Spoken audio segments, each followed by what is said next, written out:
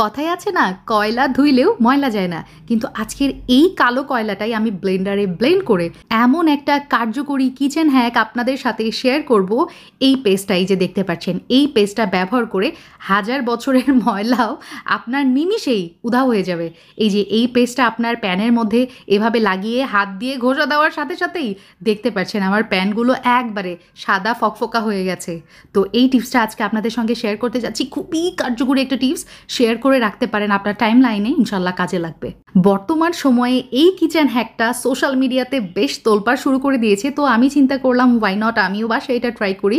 তো ট্রাই করার পর আমি নিজেও অবাক। তো কয়লাগুলো যেটা করেছি, একটু ছোটো ছোটো পিসেস করে কেটে মানে ভেঙে নিয়েছি শিল দিয়ে, তারপর এটা ব্লেন্ডারে নিয়ে নিলাম।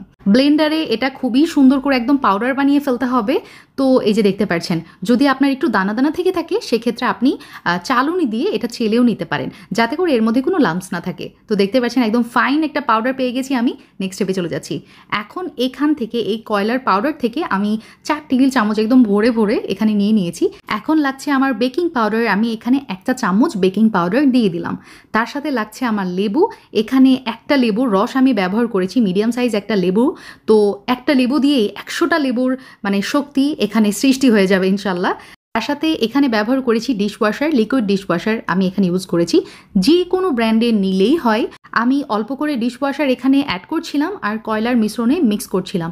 তো দেখতে পাচ্ছেন যখন এরকম লিকুইডি কনসিস্টেন্সি চলে আসবে তখন ভাববেন হয়ে গেছে, পারফেক্ট। এখন আমি যেটা করব, এটা একটা বয়ামের মধ্যে বা বোতলের মধ্যে উঠিয়ে ফেলবো, যাতে করে আমার হাঁড়ি অথবা কড়াই পরিষ্কার করার সময় এটা আমি মানে ইজিলি ইউজ করতে পারি। তো দেখতে পাচ্ছেন আমি একটা প্লাস্টিকের বোতলের মধ্যে এটা ভরিয়ে নিলাম।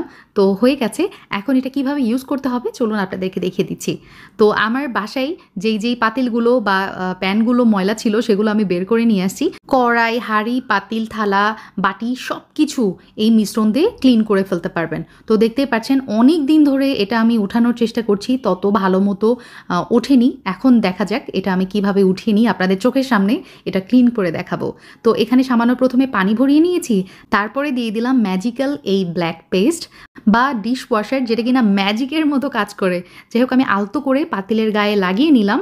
আর এখন আমি নর্মালি যেই স্ক্রাবার দিয়ে আমরা প্লেট পরিষ্কার করি, বাটি থালা পরিষ্কার করি, সেটা দিয়ে আমি করছি। তবে স্টিলের যেই স্ক্রাবারটা পাওয়া যায়, গুনার বলে, ওটা দিয়ে যদি করেন আমার মনে হয় আরও ভালো রেজাল্ট পাবেন। আমি তো আলহামদুলিল্লাহ আমার রেজাল্টে মানে খুশি। তবে আপনারা যদি আরও ভালো রেজাল্ট চান, আমার থেকেও ভালো, তাহলে ওই গুনার ওই স্ক্রাবার দিয়ে আপনারা করতে পারেন। তো দেখতেই পাচ্ছেন মাশাল্লাহ আমার এই সামান্য মানে নর্মাল স্ক্রাবার দিয়ে আমি করেছি, তাতেই আমার প্যান কত সুন্দর ক্লিন হয়ে গেছে মাশাল্লাহ। এই পর্যায়ে আমি আরেকটা পরিষ্কার করে দেখাচ্ছি, আরেকটা প্যান আপনাদেরকে পরিষ্কার করে দেখাচ্ছি।